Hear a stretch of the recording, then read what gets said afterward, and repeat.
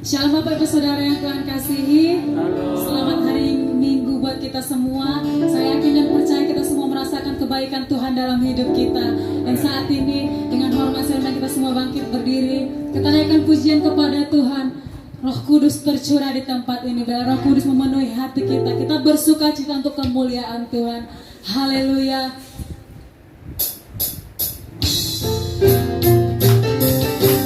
Terima kasih Tuhan.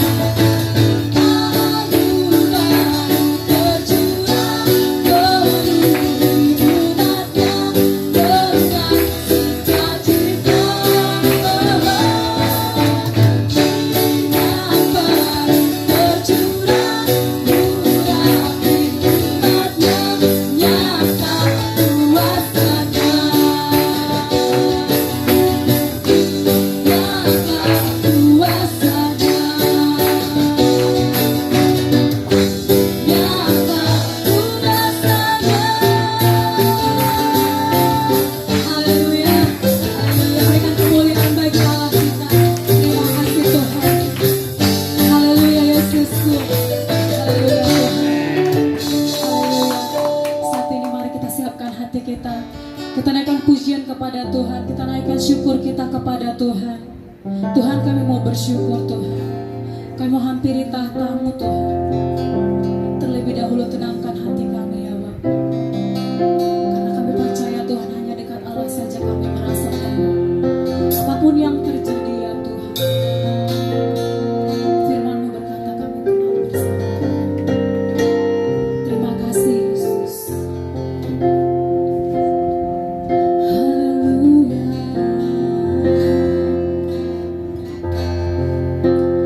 Hanya dekat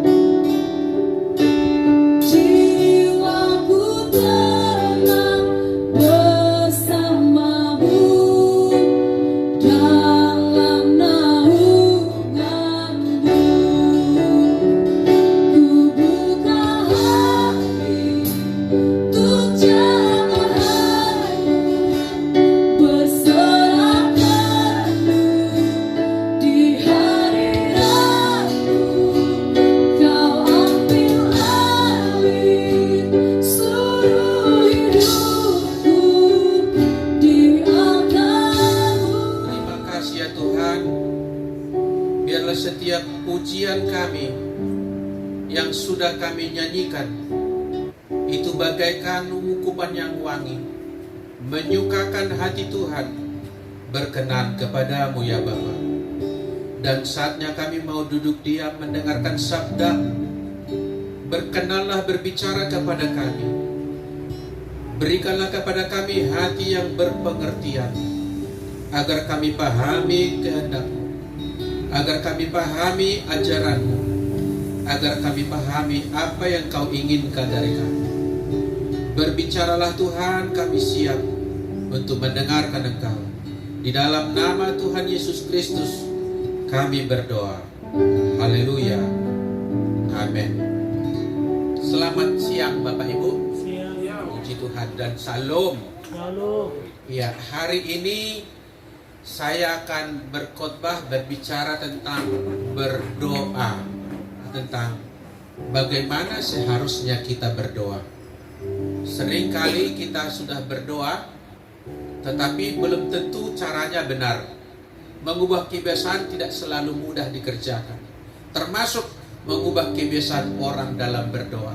Mari kita buka firman Tuhan, Matius pasal 6 ayat yang ke-5 sampai ayat yang ke-7. Demikian firman Tuhan. Dan apabila kamu berdoa, janganlah berdoa seperti orang munafik.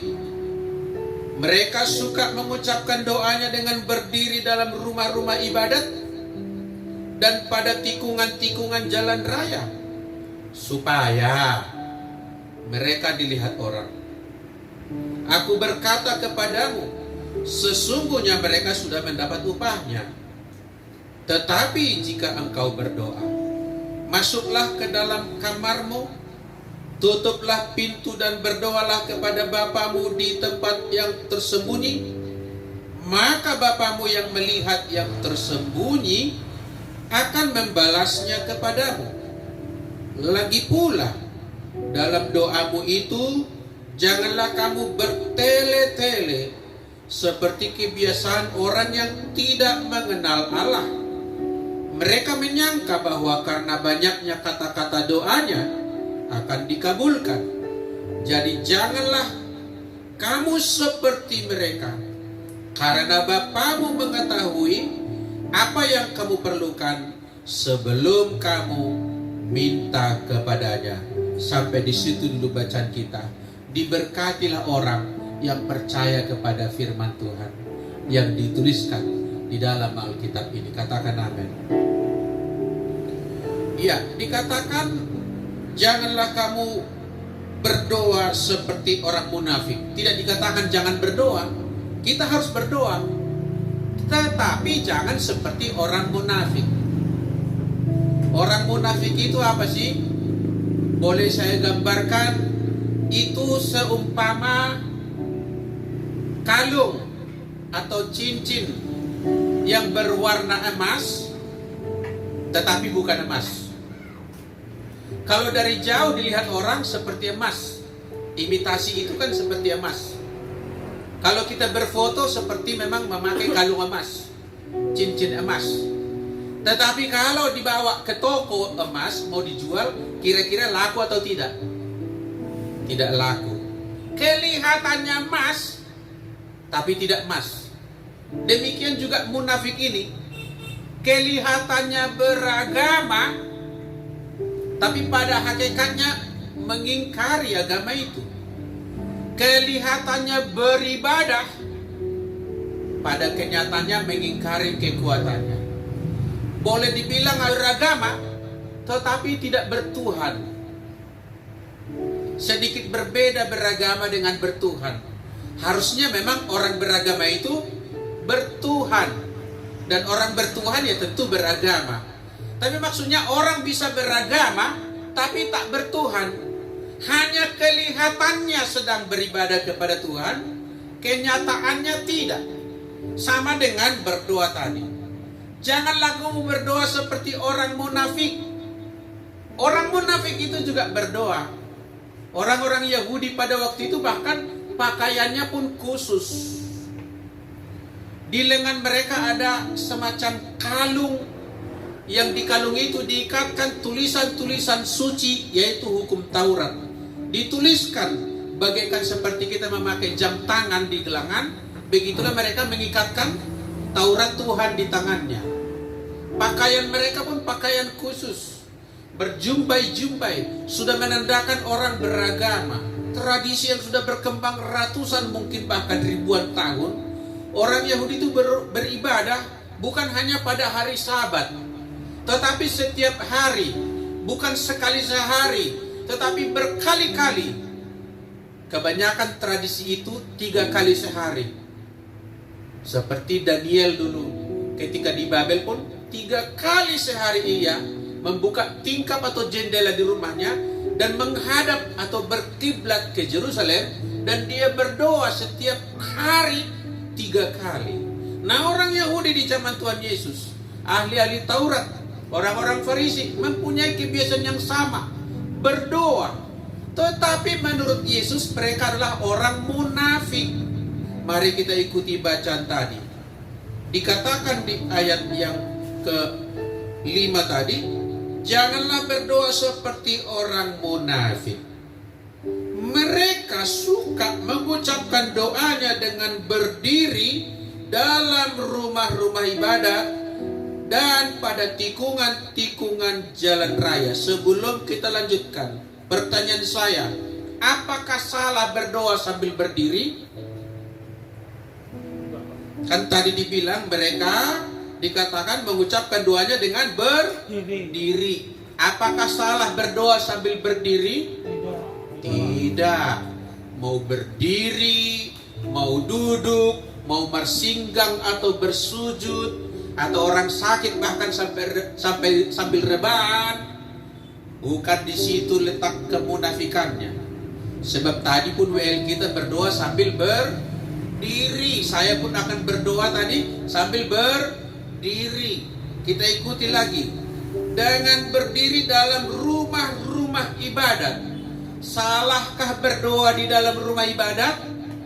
Justru kita ke rumah ibadat salah satunya untuk berdoa. Enggak salah berdiri, enggak salah di rumah ibadat. Berikutnya, dan pada tikungan-tikungan jalan raya. Salah enggak berdoa pada tikungan atau perempatan jalan raya? Tidak salah. Bukan pantang berdoa di perempatan jalan, di tikungan, apalagi di tikungan manis. Bagus itu. Di tikungan manis, berdoa dengan manis. Mantap punya, mantap jiwa itu. Bukan soal tikungannya, bahkan tikungan patah pun gak apa-apa. Berdoa di situ. Munafiknya kelihatan. Kita lihat ayat kalimat berikutnya. Supaya mereka dilihat orang.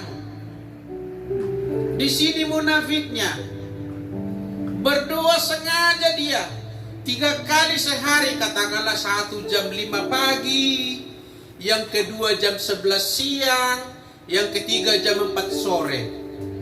Nah, khusus yang jam 11 dan jam 4 sore, sengaja dia mencocok-cocokkan waktunya supaya pas jam 11 dan jam 4 dia berada di rumah ibadat atau sinagoge.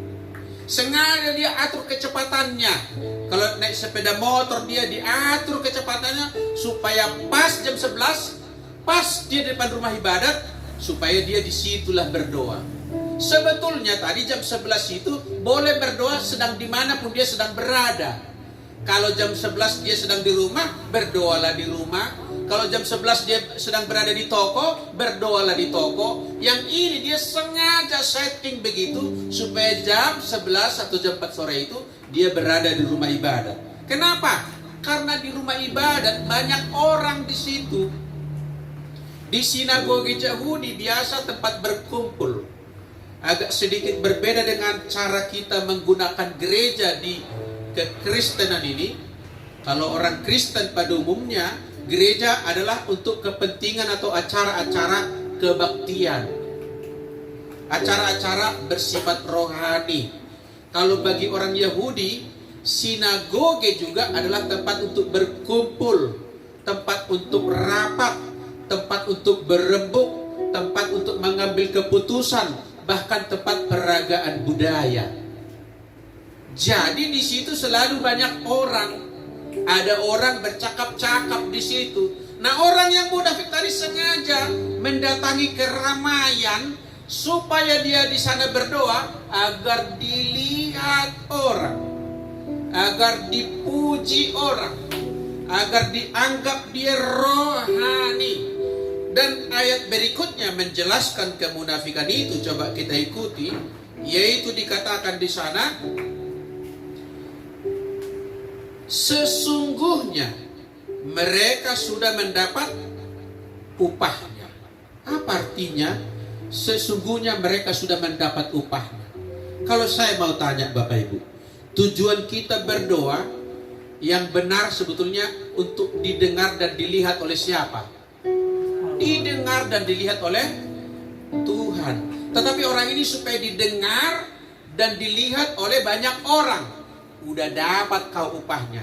Itu yang kau inginkan, itulah yang kau dapatkan. Jadi kira-kira Tuhan berkata, aku tak perlu lagi mengikuti doamu itu. Tak perlu lagi aku mendengarkan doamu itu. Sudah kau dapat yang kau mau gitu. Kau kan mau dipuji orang, sesuai kemauanmu, jadilah padamu. Kau sudah seperti mendapatkan pujian dari orang. Saudaraku, bukan soal posisi berdoa, bukan soal lokasi berdoa. Ini munafik ini soal hati. Hatinya mencari apa? Hatinya menginginkan apa? Kita ikuti bacaan berikutnya di ayat yang ke-6. Tetapi jika engkau berdoa, ini yang benar. Engkau berdoa, maka masuklah ke dalam kamarmu, tutuplah pintu, dan berdoalah kepada Bapamu yang di tempat tersembunyi. Sampai di situ dulu supaya tidak salah paham. Tidak berarti setiap kali berdoa kita harus masuk ke kamar.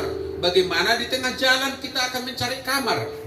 Misalnya kita sedang bepergian dari Medan ke Siantar, sedang berada di tengah jalan di kebun karet. Apa ada kamar di sana? Tidak. Sebetulnya itu perlambang untuk maksud apa? Kita ikuti bacanya. Dikatakan, maka dikatakan di sana, Bapamu yang melihat yang tersembunyi akan membalasnya kepadamu. Kita bandingkan langsung dengan ucapan Yesus mengenai sedekah. Yang ini mengenai doa, kita bandingkan dengan sedekah. Ayat di atasnya, ayat yang keempat. Sama-sama kita baca 3, 2, ya. Hendaklah apa? Sedekahmu itu diberikan dengan tersembunyi. Lanjut.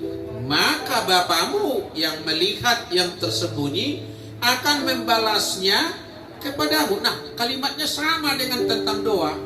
Maka Bapamu yang melihat yang tersembunyi akan membalasnya kepadamu. Kita bandingkan satu lagi dengan hal berpuasa. Kita temukan ayat yang ke-18. Supaya jangan dilihat oleh orang bahwa engkau sedang berpuasa, melainkan hanya oleh Bapamu yang ada di tempat tersembunyi. Lanjut. Maka Bapamu yang melihat yang tersembunyi akan membalasnya kepadamu. 3 kali ungkapan yang sama ini, baik mengenai pemberian sedekah atau amal, baik mengenai berdoa, baik mengenai puasa, ketiga-tiga kewajiban agama itu diajarkan supaya melakukannya di tempat yang tersembunyi. Itu yang digambarkan tadi, masuklah ke dalam kamar, tutuplah pintu dan kuncilah, lalu berbicaralah di tempat yang tersembunyi itu kepada Bapa di sorga yang melihat yang tersembunyi. Allah memang menyimpan harta yang bernilai di tempat yang tersembunyi. katakanlah barang tambang emas, ditempatkan Allah sejak penciptaan di tempat tersembunyi, di dalam gunung, di dalam gua. Tidak emas itu berserakan di permukaan tanah. Minyak tersembunyi di dasar laut, tersembunyi di bawah tanah. Enggak seperti air banjir di permukaan. Begitu semua benda berharga di dunia ini, Bapak dan Ibu, ditaruh Tuhan di tempat yang tersembunyi. Sama dengan kita. Kira-kira nih kalau kita punya uang banyak, ditempatkan di tempat yang tersembunyi atau tempat terbuka? Tersembunyi. Sudah ada dompet, di dalam dompet ada lagi kantong rahasianya. Nah itu dia. Di dalam kantong rahasia itu ada lagi kantong rahasia lagi. Nah di situ kita tempatkan uang yang berharga. Beda dengan uang yang 500 rupiah. Kita letakkan di mana saja uang kembalian itu. Semua yang berharga ditempatkan di tempat tersembunyi. Saya mau tanya, Anda berdoa mau mendapatkan yang berharga atau kurang berharga? Berharga. Itu ada di tempat tersembunyi. Disediakan Tuhan tempat yang rahasia, tempat tersembunyi, tempat rahasia, atau tempat berduaan. Sama-sama katakan berduaan. Kira-kira nih orang pacaran ingin rame-rame atau berduaan? Berduaan. Tuhan mau itu. Maka jangan seperti orang munafik, kata Yesus. Sengaja memamerkan pakaiannya, sengaja memamerkan caranya, bahkan mungkin kalimat-kalimatnya diatur begitu rupa. Coba kita baca lagi hal berdoa tadi. Ayat 7, 3, 2 ya. Lagi pula dalam doamu itu apa katanya? Janganlah kamu bertele-tele seperti kebiasaan orang munafik atau orang tidak mengenal Allah. Bagaimana mereka? Mereka menyangka bahwa karena banyaknya kata-kata doanya akan dikabulkan. Coba kita lihat ayat yang ke-8. Jadi janganlah kamu berdoa seperti mereka, karena Bapamu, apa katanya? Mengetahui. Sudah tahu atau belum tahu? Sudah tahu. Sudah tersedia jawaban itu atau belum tersedia? Sudah tersedia. Di mana ditempatkan? Di tempat tersembunyi.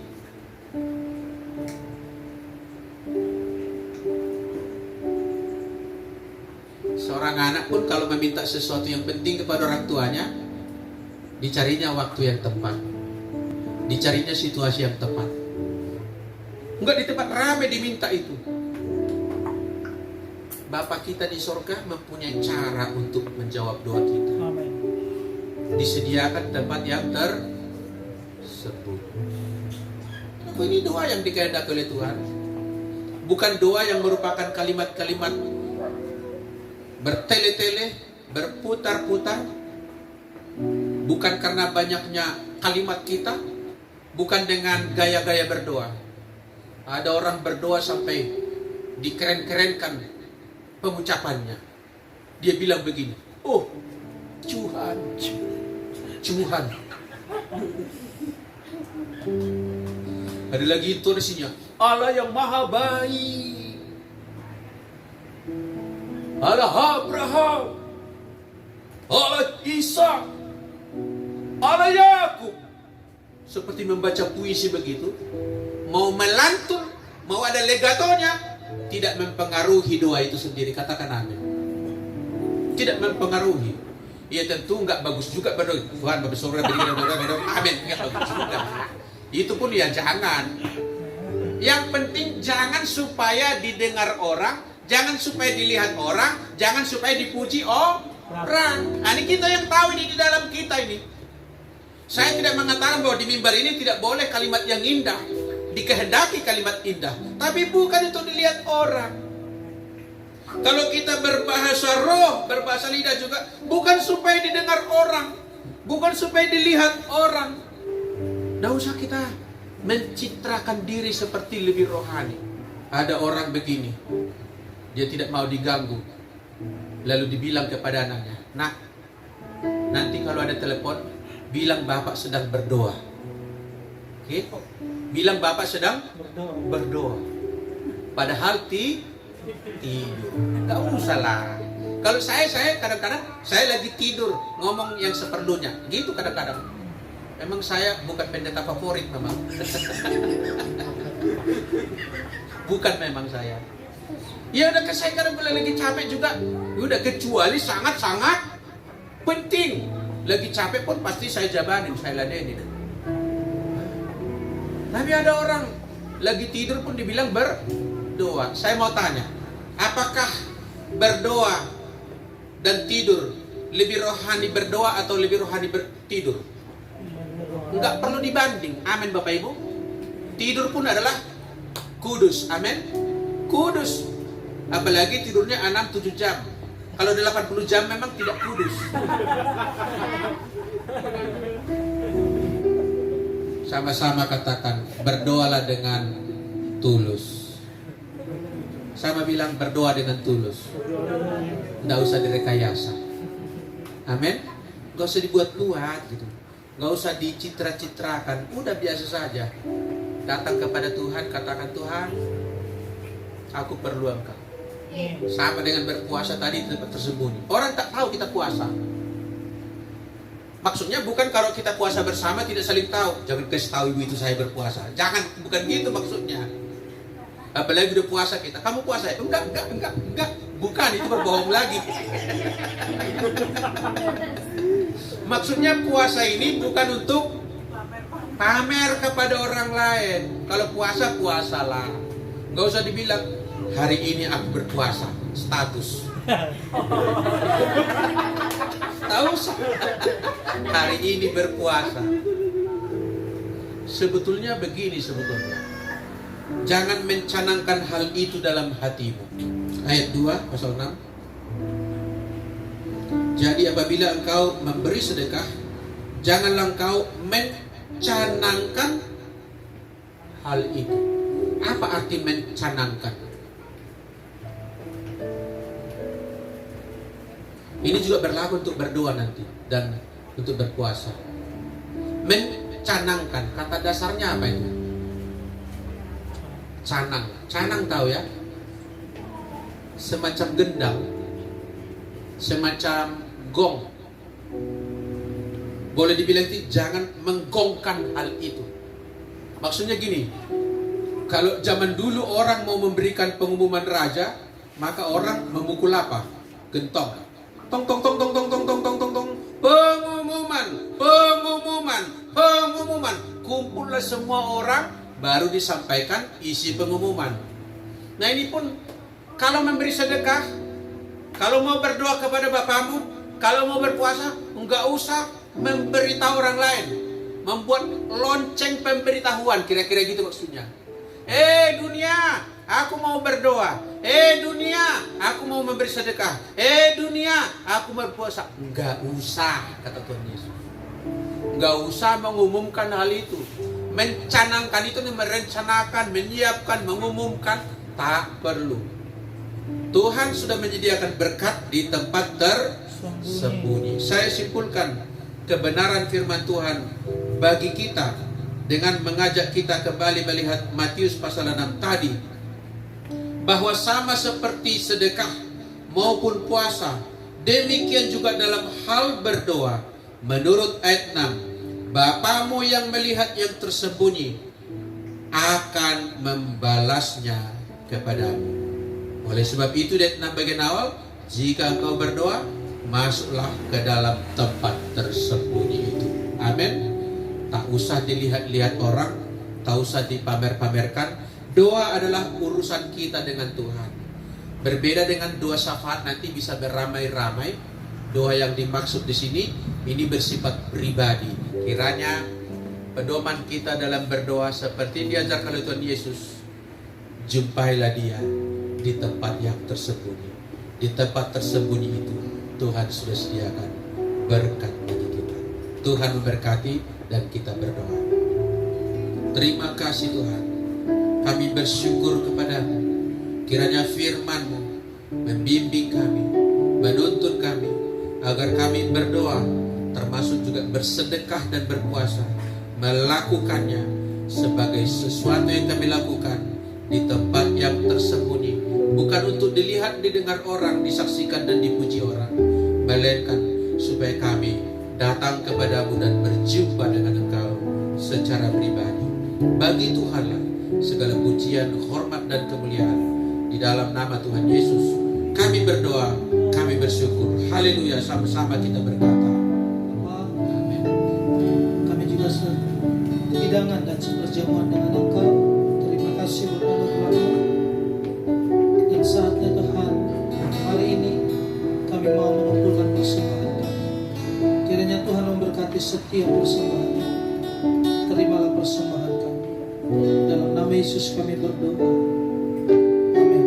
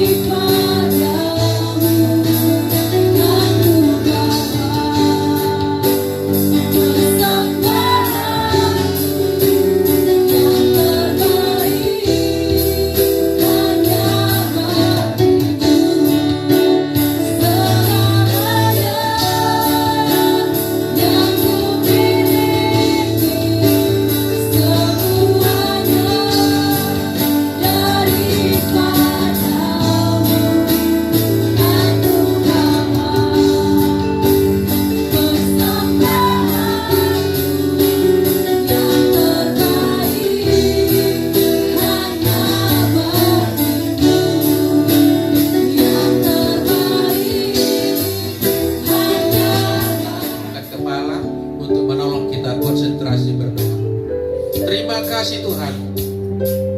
Kami datang dengan memohon kepadamu, kiranya anugerah-Mu yang berkelimpahan yang Kau curahkan kepada setiap kami.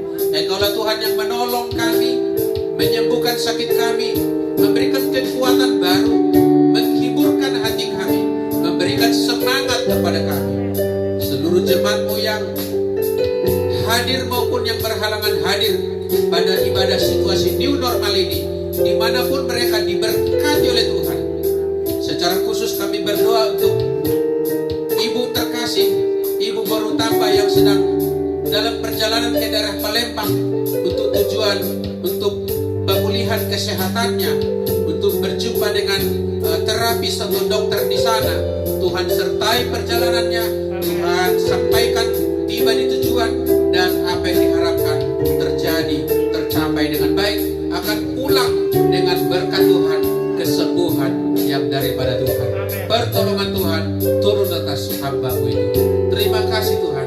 Terima kasih, kami berdoa bagi orang tua kami, Tuhan berikan kekuatan, Tuhan berikan sukacita. Kami berdoa bagi anak-anak kami, Tuhan berikan kepada mereka hati yang takut akan Tuhan, memagari langkah hidup mereka. Anak kerajaan surga diberkati oleh Tuhan. Terima kasih Tuhan. Kami serahkan kegiatan kami sepekan ke dalam pimpinan tangan-Mu. Jadilah seturut dengan kehendak. Kami berdoa untuk Indonesia. Kami serahkan negeri ini dalam pimpinan Tuhan. Negeri ini memerlukan jamaah Tuhan. Negeri ini merindukan lawatan Tuhan, memulihkan bangsa ini dari keterpurukan akibat corona, keterpurukan akibat resesi ekonomi. Tuhan berikan kepada kami damai sejahtera, tidak bertikai, tidak berpecah. Kami berdoa negeri kami diberkati oleh Tuhan. Presiden dan wakil presiden serta pejabat dari pusat sampai ke daerah, sampai ke tingkat